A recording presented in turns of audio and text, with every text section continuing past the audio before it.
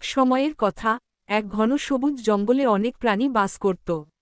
সেখানে ছিল সিংহ, হাতি, হরিণ, বানর, খরগোশ, ছাগল আর টুনি পাখি।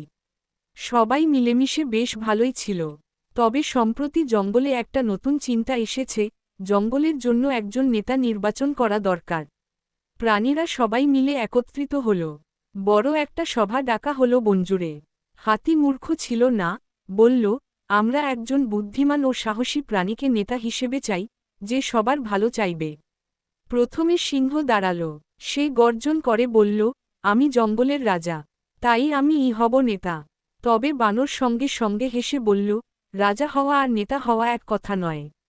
নেতা হতে হলে সকলের দুঃখ কষ্ট বোঝা লাগে।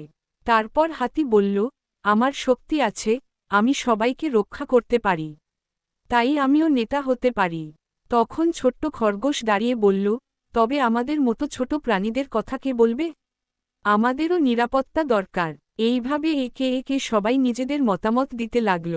হরিণ বলল, নেতা হতে হলে শুধু শক্তি নয়, বুদ্ধিও দরকার। পরদিন টুনি পাখি একটি প্রস্তাব দিল, আমরা সবাই ভোট দিই। যাকে সবচেয়ে বেশি প্রাণী পছন্দ করে, তাকেই নেতা বানাই। সবাই এতে রাজি হল। বানর, হাতি, হরিণ, এমনকি সিংহ।